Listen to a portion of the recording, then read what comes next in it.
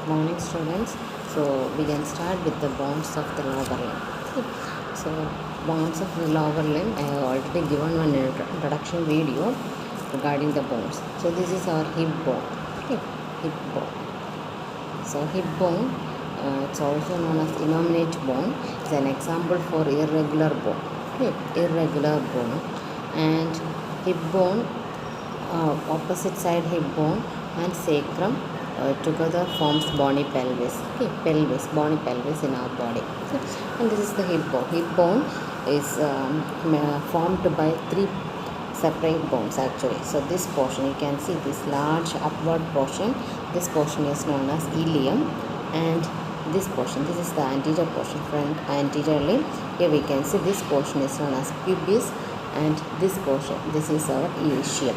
Okay, ischium. So hip bone is formed by three parts: ilium, pubis, and ischium. Okay, we can see. So, and these three are united in a cup-shaped cavity here. This is known as acetabulum.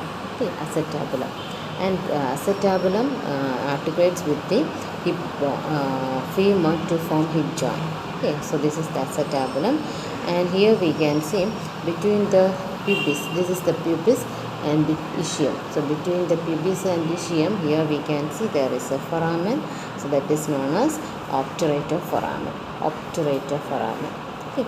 So these are the parts of the hip bone, and we can keep in anatomical position. So while keeping it in anatomical position, you have seen this one. This is our ilium. Okay. So this ilium should come superiorly. So we can't keep like this. Okay.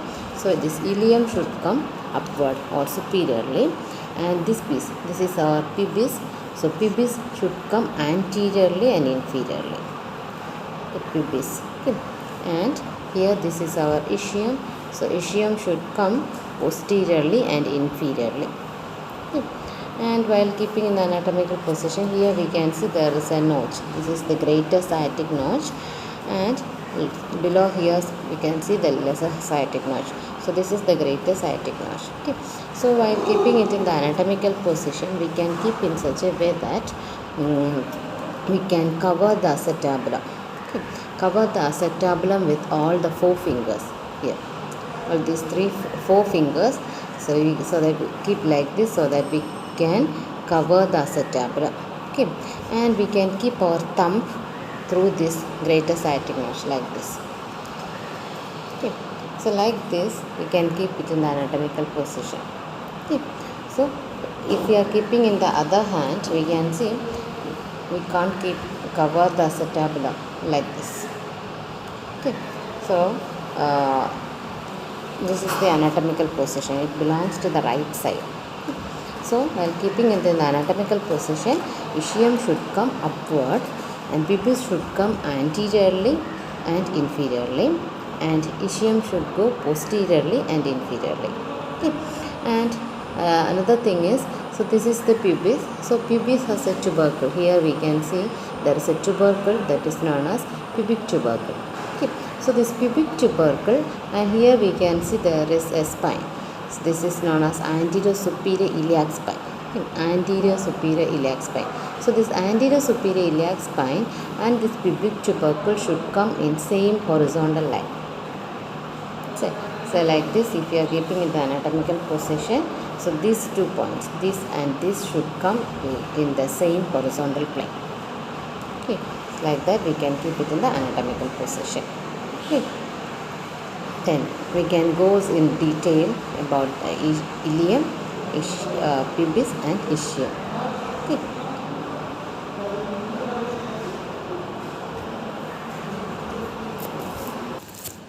So this ilium, we have seen this is the ilium part, and this is the upper expanded part of our hip bone, ilium. Okay. And it has two ends.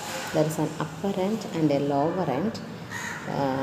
It has three borders. We can see, keeping in anatomical position. This is the anterior border, and here comes the posterior border. Posterior border. Here we can see there is a medial border. So three borders: anterior border, posterior border, and medial border. Okay, three borders. It has three surfaces also. Keeping in the anatomical position, we can see there is a posterior gluteal surface, then iliac fossa or iliac surface, and there is a sacropelvic surface. So three surfaces: gluteal surface, iliac surface or iliac fossa, and a sacropelvic surface. Okay. So three borders and three surfaces, and it has two ends. Upper end is expanded and to form the iliac crest. Okay. So this upper end is expanded to form a crest that is known as iliac crest. And the lower end, you can see the lower end is inferiorly, it fuses with the ischium and pubis at acetabulum. Okay, so lower end fuses with the ischium and pubis at the acetabulum, because here comes the lower end. So there is an upper end and a lower end. Okay, then look at the borders. This is the anterior border. The anterior border, in the upper part we can see there is a spine-like projection, so that is known as anterior superior iliac spine. Okay, anterior superior iliac spine. Okay, and there will be a notch below that, and there will be another projection that is known as anterior inferior iliac spine. This is superior iliac spine. Here comes the inferior iliac spine. Okay, then same here we can see this is the posterior border. The posterior border also, in the upper end there will be posterior superior iliac spine. Inferiorly there is posterior inferior iliac spine. Two spines can be seen in the posterior border also. Posterior superior iliac spine and posterior inferior iliac spine. Okay. So that is the posterior border, and here we can see there will be a sharp medial border. It separates the iliac fossa with the sacropelvic surface. Okay, so this is the medial border. So these are the three borders, and there are three surfaces.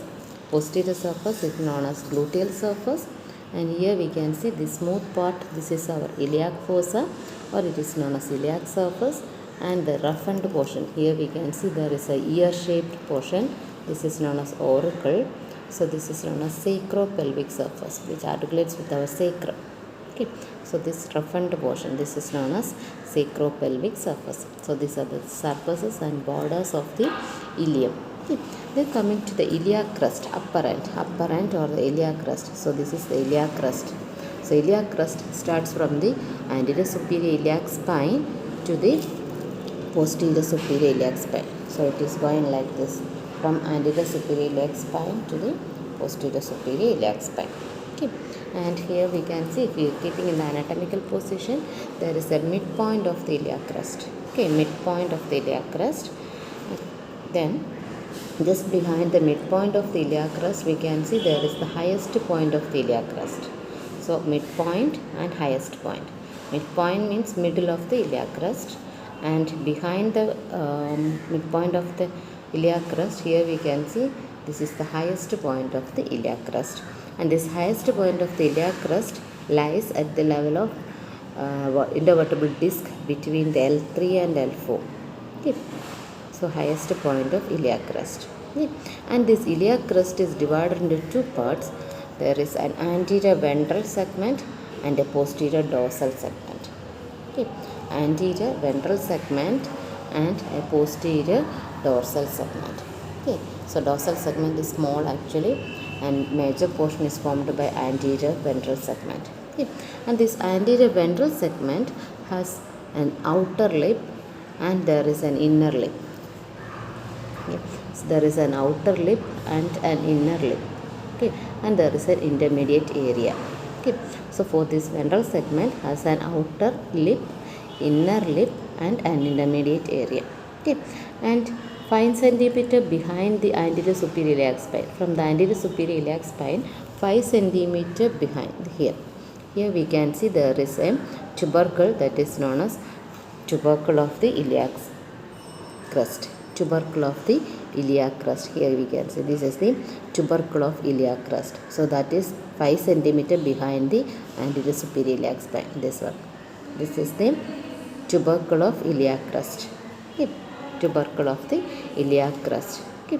And coming to the dorsal segment, this dorsal segment is divided into an outer slope and an inner slope. Okay, so there is a crust in between these two slopes.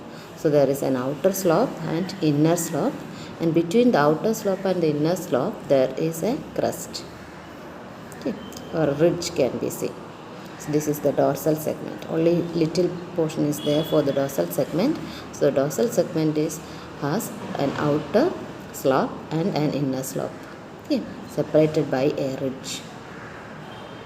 So this is the dorsal segment. So iliac crest is divided into an anterior ventral segment and a posterior dorsal segment. Okay, so that is the iliac crest. So that is the iliac crest or upper end. And coming to the lower end of the ilium, here we can see it is fuses with the ischium and the pubis at the acetabulum. Okay. So at the point of acetabulum, the lower end fuses with the ischium and pubis. Okay. Okay, so that is the lower end. Okay, then keeping in the anatomical position, there will be an anterior border. Anterior border, we can see there is an anterior superior iliac spine and anterior inferior iliac spine. Between these two, there is a notch. Okay, and this is the anterior border. Okay. And same posterior border, there will be a tubercle, that is posterior superior iliac spine, and there will be another tubercle, that is posterior inferior iliac spine. Okay, and below the posterior inferior iliac spine we can see there is a notch that is known as greater sciatic notch. Greater sciatic notch. Okay, so this is the posterior border. Starts from the anterior posterior superior iliac spine, posterior inferior iliac spine. Okay, between these two also here we can see there is a notch. And below the posterior inferior iliac spine, here we can see there is a greater sciatic notch. So that is the posterior border. And here there will be a sharp medial border which separates the iliac fossa from the sacropelvic surface. Okay, this is the prominent medial border. And surfaces, here we can see this is our gluteal surface or the posterior surface. The peculiarity of this gluteal surface is the gluteal surface has three lines. Okay, three gluteal lines can be seen in the posterior surface. Okay, so there are three gluteal lines. First one is posterior gluteal line. Okay, so posterior gluteal, this is the posterior end, this is the anterior end. Okay, so say posterior gluteal line. Here we can see the posterior gluteal line starts from here. Okay, this starts from the so it starts from 5 centimeter in front of the posterior superior iliac spine. So this is the posterior superior iliac spine. So 5 centimeter in front of the posterior superior iliac spine. Okay, here from the iliac crest you can see. So this line. Okay, here we can see one line is coming towards our greater sciatic notch and ends at the anterior part of the greater sciatic notch. So this is the posterior gluteal line. Okay, posterior gluteal line. Okay. Then next is the anterior gluteal line. Anterior gluteal line starts 4 centimeter behind the anterior superior iliac spine. This is the anterior superior iliac spine. So this starts 4 centimeter behind the anterior superior iliac spine. From here we can see. Okay, so here we can see there is a line going backward. It goes backward. Okay, so it's going backward, then it comes downward. Backward and coming downward towards the upper part, middle of the upper part of the greater sciatic notch here. So this is the anterior gluteal line. You can see starts from 4 centimeter behind the anterior superior iliac spine. From here it goes backward. Okay, goes backward, then it goes downward. So this one, and reaches near the middle of the greater sciatic notch. So this is the anterior gluteal line. Anterior gluteal line. Okay, anterior gluteal line. Then there will be an inferior gluteal line. It starts from the just above. This is the, there will be an inferior gluteal line. So starts from, so while keeping in the anatomical position, this is the anterior part, posterior part. So from the just above the anterior inferior iliac spine, this is the anterior inferior iliac spine. So from just above this portion here, so there will be a line. Okay, this is the post inferior gluteal line. So it starts just above the anterior inferior iliac spine, anterior inferior iliac spine. Above that, then it goes backward. Above the acetabulum, it is going backward and joins at the apex of our greater sciatic notch. Okay, so this is the inferior gluteal line. Inferior gluteal line. So three gluteal line. There is an posterior gluteal line, starts 5 centimeter in front of our posterior superior iliac spine, going backward and reaches near the anterior part of the greater sciatic notch. So this is known as posterior gluteal line. So this is the shortest gluteal line. Okay, and then comes the anterior gluteal line. So that is the largest one. Starts 4 centimeter behind the anterior superior iliac spine. So from here it will start. Okay, and it is going backward. Okay, then downward and reaches the middle of the upper border of the greater sciatic notch. So that is the anterior gluteal line. Anterior gluteal line. Okay. Then comes the inferior gluteal line, starts from the above the anterior inferior iliac spine, goes backward above the acetabulum and reaches the apex of the greater sciatic notch. So this is the inferior gluteal line. So three gluteal lines: posterior gluteal line, anterior gluteal line and inferior gluteal line. Okay, so three gluteal lines can be seen in the gluteal surface. So this is the gluteal surface. Okay.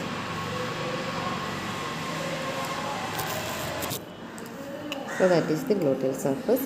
And next is our iliac surface or iliac fossa. Here we can see this is smoothened part and this forms part of our false pelvis. Okay, lateral wall of the false pelvis. This portion, this is the iliac fossa. Okay. Then third surface is the sacropelvic surface. So this is the sacropelvic surface. It is divided into three regions. The sacropelvic surface is divided into three regions. The upper portion, this roughened portion, this is known as iliac tuberosity. Below that we can see a pinna-shaped, ear-shaped structure. So this is known as auricle.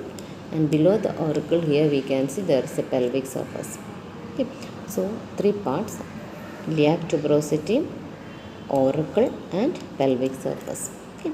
So iliac tuberosity, here we can see this is a roughened portion below the iliac crest. Okay, roughened portion, this is the iliac tuberosity.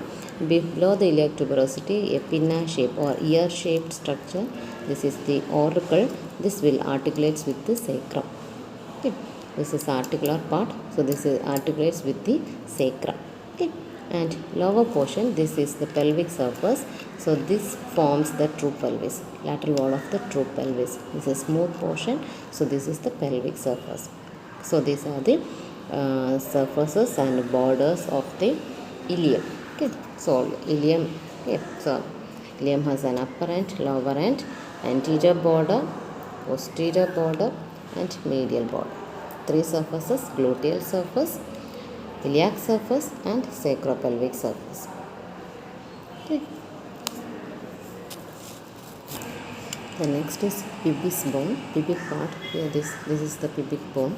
Here we can see this pubic bone has a body, okay, a body, and there are two ramus, one superior ramus and there is an inferior ramus. Okay, so there is a body and two ramus for the pubis. Okay, and the body is flattened piece. Here we can see there is a flattened piece of bone. So this is the body of the pubis, and this body of the pubis has a border, superior border. This is the superior border. So this is superior border is otherwise known as pecten pubis. Okay, superior border. So superior border is called pubic crest. Sorry, not pecten pubis. It is known as pubic crest. Okay, the superior border is known as pubic crest, and towards the lateral end of the pubic crest there is a tubercle that is known as pubic tubercle. Okay, and the superior border is known as pubic crest, and lateral end of the superior border there is a tubercle that is known as pubic tubercle. Okay, and this pubis has three surfaces. There is an anterior surface, medial surface, and there is a posterior surface. Okay. So three surface, anterior surface. So this is the anterior surface. It is rough. Okay, a rough portion, anterior surface, and there is posterior surface which is smooth. So this posterior surface forms the part of the true pelvis. It forms the part of true pelvis. Okay, and it is related to our urinary bladder. This portion. So this is known as pelvic surface. Posterior surface is also known as pelvic surface, and it is related to our urinary bladder. Okay. And this is the medial surface. Medial surface, it's otherwise known as symphyseal surface. Symphyseal surface. This will articulate with the opposite bone to form pubic symphysis. Okay, pubic symphysis. So this is medial surface or pubic surface. So three surfaces: anterior surface, medial surface, and posterior surface. Okay, three surfaces. Then it has two ramus. There is a superior ramus, and inferiorly there will be inferior ramus. So the superior ramus also has three borders and three surfaces. So I'll keep it in the anatomical position. So there will be a superior border. This one. There is a superior border. This is known as pecten pubis. Okay. So this is known as pectineal line, or it is known as pecten pubis. Superior border. This is known as pecten pubis or pectineal line. Superior border. Okay. And there is an anterior border. Here we can see. There is an anterior border, or it is known as obturator crust. Anterior border is known as obturator crust because it is related to our obturator foramen. This is the obturator. So this is the obturator crust. Okay. So anterior border is called obturator crust. And there is an inferior border. Here we can see there is an inferior border which is a sharp border, and it forms the outer margin of the obturator foramen. Okay.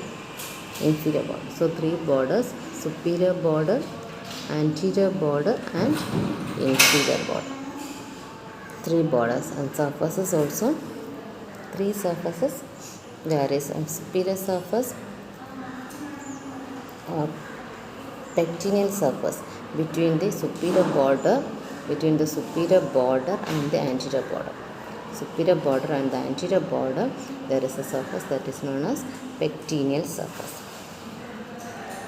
This one, pectineal surface.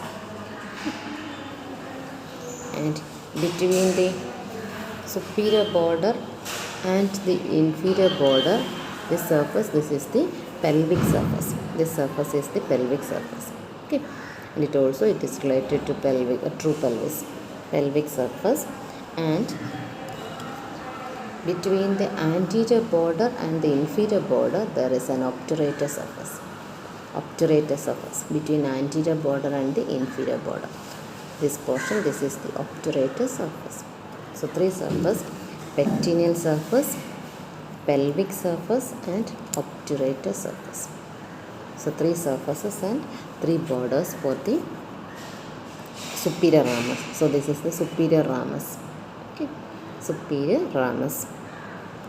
Then comes the inferior ramus. So inferior ramus, the peculiarity is it is actually a common structure for the pubis and ischium. Okay, so the pubic ramus and the ramus of the ischium join together to form a single structure.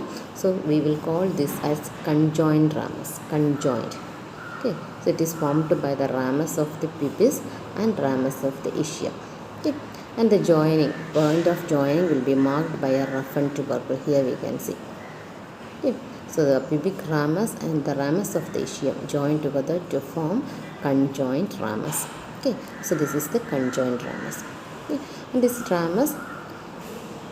conjoined ramus, here we can see it has two borders: superior border and there is an inferior border. While keeping in the anatomical position, there is a superior border and inferior border, and it has two surfaces: anterior surface and a posterior surface. Posterior surface. Okay. that is the ischiopubic ramus. So this conjoined ramus is also known as ischiopubic ramus because it is a ramus of the ischium and pubis. Ischiopubic ramus. Okay. So this is the conjoined ramus or the ischiopubic ramus. This one. Okay. So that is the pubis bone. So next is ischium. So this here we can see this is our ischium. So ischium is the strongest part of our hip bone and it transmits the weight of our body. Okay. So this is the ischium. Okay. And ischium can be seen at the inferiorly and posteriorly. So this is this portion. This is the ischium and it has an upper end. It has an upper end and a lower end. So the upper end we can say it forms the acetabulum along with the ilium and the pubis. Okay. So there is an upper end. Here also we can say upper end. Okay. Upper end. Then there is a lower end. Lower end forms part of our ischial tuberosity. The lower end forms part of the ischial tuberosity and it has 3 borders and 3 surfaces. So while keeping in the anatomical position, here we can see there is an anterior border, lateral border, okay. And there is a posterior border, okay, starting from the greater sciatic nerve. So 3 borders and 3 surfaces. There is a femoral surface, there is a lateral surface and there is a pelvic surface. Okay. So 3 surfaces and 3 borders. So you can see, so upper end forms the part of our acetabulum along with ischium, ilium and pubis. Okay, so that is the upper end, and lower end forms the part of our tuberosity. This is the ischial tuberosity. Here we can see the roughened portion. This is the iliac tuberosity. So the lower part of the ischial tuberosity is formed by the lower end. Okay. And borders, here we keep it in anatomical position. Here we can see this is the anterior border. So this is our obturator foramen. So it forms the posterior border of the obturator foramen. Okay. So this one. So this is the anterior border. Okay. And there is a lateral border. This lateral border is small, and this lateral border, upper part it is rounded, and then it forms the lateral border of the ischial tuberosity. This is our ischial tuberosity. So it forms the lateral border of the ischial tuberosity. So this is the lateral border. Okay. And there is a posterior border. There is the posterior border. So it starts from the greater sciatic notch. So this is the greater sciatic notch. So it starts from the greater sciatic notch, passes downward. It forms the lower part of the greater sciatic notch. Then there will be a spine. Okay. So this bone is already broken. So there will be a spine that is known as ischial spine. And then it going downward, there will be another notch. This is known as lesser sciatic notch. So this is the greater sciatic notch. Here comes the lesser sciatic notch. Okay. Then it goes downward towards our ischial tuberosity. Okay. So this is the posterior border. So posterior border in the upper part forms the greater sciatic notch. Then at the middle there is a spine that is known as ischial spine, and below the ischial spine there is a lesser sciatic notch. Okay, so this is the posterior border. Okay. Then coming to the surfaces. So if we are keeping it in the anatomical position, see the surfaces. So here laterally, here there will be a femoral surface. Femora, because femur is coming like this.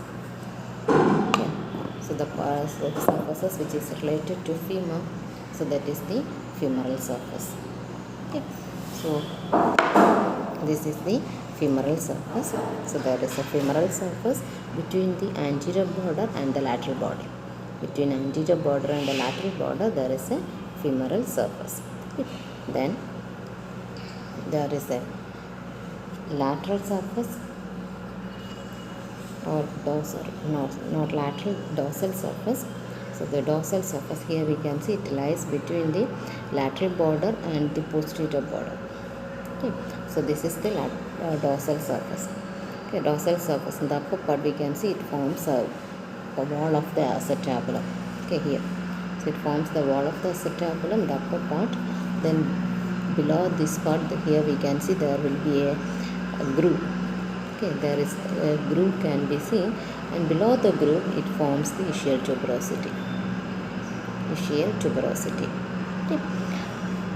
So that is the dorsal surface. So dorsal surface in the upper part, it forms part of a wall of the acetabulum. Then middle there will be a groove, and below it forms the ischial tuberosity. Okay. Then coming to the ischial tuberosity, here we can see this roughened portion. This is the ischial tuberosity. Okay. So this ischial tuberosity is divided into two. There is an upper area and a lower area by a transverse ridge. Okay. By a transverse ridge, the tuberosity will be divided into an upper area and a lower area. Okay. And this upper area is again divided by an oblique ridge. Here we can see. This oblique ridge divides the upper area into, if we are keeping in the anatomical position, we can see it is dividing into a superolateral area and an inferomedial area. Superolateral area and inferomedial area. Okay, so two areas, superolateral, inferomedial. Okay. Then the lower area, the lower area again, it will be divided by a vertical ridge.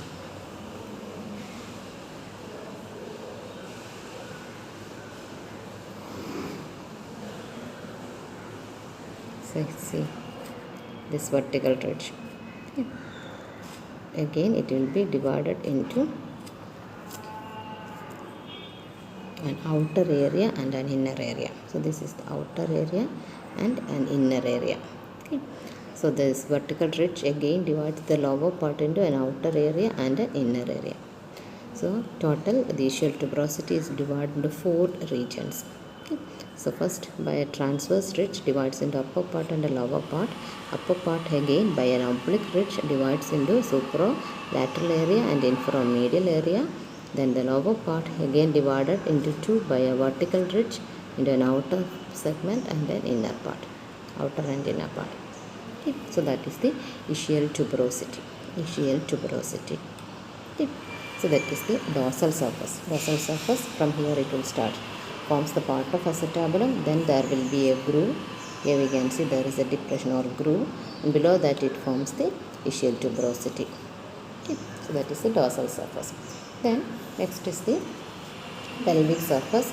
So this is the pelvic surface. Here we can see it is smooth and it forms the lateral wall of the true pelvis. Okay. Pelvic surface. It is smooth and forms lateral part of the true pelvis. Okay. And this ischium has a ramus, we already discussed, with joints with the pubic ramus to form the conjoined ischiopubic ramus. Okay. So these are the parts of the hip bone. Then you can see some other features of the hip bone other than this ilium, ischium and pubis. Here we can see there is a depression, we already told. This is known as acetabulum. Yep, acetabulum. And so the acetabulum is a cup-shaped cavity which articulates with the femur. Okay. So it articulates with the femur to form hip joint. Okay. And here we can see there is this acetabulum has a horseshoe shaped or lunar shaped articular fossa. So it is known as lunar surface. So this portion and the lower part of the lunar fossa, lunar surface, here we can see it is deficient. Okay. And this is known as acetabular notch.